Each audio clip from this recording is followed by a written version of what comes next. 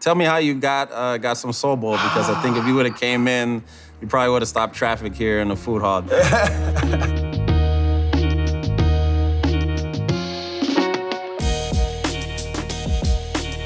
I've been very fortunate to call a lot of places home.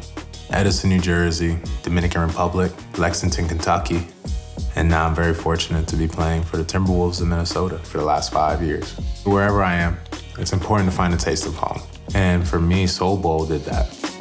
Hey, Joe, I really appreciate you taking some time out of your day. It was really cool to have a dish from your establishment and find myself back home a little bit. What went into making Soul Bowl? My dad's side of my family is from Guyana, which has a lot of Caribbean aspect, and my mom is from Indiana. That's kind of also what Soul Bowl is that unique mashup of Caribbean food and soul food together. Being an Afro-Latino, there's such an emotional attachment to food. And soul food for African Americans has brought comfort in some of the worst times in history. I'm just like a chain in the link. It's my job to figure out, like, how do I continue to pass the food on, the stories, the traditions. Usually when you go to North Loop, you think of bars, you think of Italian food spots, but you never think about a soul food spot. It's amazing to spread the culture to people who don't understand what it is to taste the flavors of the Caribbean or African Americans. There's not a lot of places where African Americans hang out in North Loop. At all. And so I really wanted to kind of create that space. It's a humbling thing to be eating this type of food, especially in Minneapolis. You know, this has been a really difficult time. I have an all-Black staff, and any one of them could have been George Floyd. That's one of the really powerful underlying things that soul food has, is that it's an opportunity over great food to sit down and pause for a second and have like a real conversation about life and what's going on. We were actually blessed to be able to feed George Floyd's family after he passed. It was a really great honor for us and our staff to be able to take care of them and support in that way. I think you really have done an amazing job implementing your stamp into the community. And it's amazing because, you know, you're having a 1-year anniversary for your business, and it's a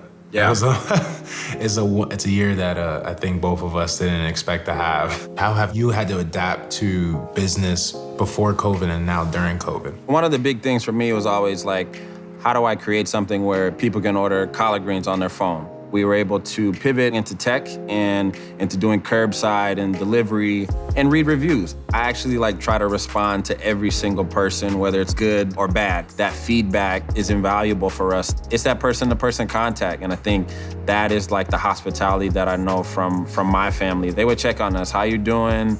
You know, making sure that you're fed, trying to figure out how to do this like digital Southern hospitality. But we had some really good things happen. We launched a program called Food for Your Soul. We took some time to feed some folks on the north side and on the south side of Minneapolis in the urban community that were living below poverty level already before this pandemic happened. I always say, like, when I'm having a difficult time, if I can find myself serving somebody else, that's really where I can kind of get some peace and joy myself. In Minnesota, I had been so accustomed to every time I've ordered food not seeing a person of color that looks like me. I think I was so touched when I heard Soul Bowl was even a thing. I never thought I would see the day. I would love to have the honor to buy $5,000 worth of food from Soul Bowl. And I wanted to give that food to a local family-focused charity that I've been fortunate enough to work with a long time with, and Hope Kids. So it would be a huge honor for me if I could do that and give it to other families so they can enjoy the culture. I appreciate that, and I love that we get an opportunity to feed the young minds.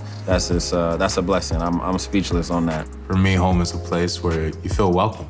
Soul Bowl, with its authenticity to its food, to its morals and values, and to the culture, is an easy 5 out of 5 stars. It's the most authentic African-American food you're gonna find in all of Minnesota.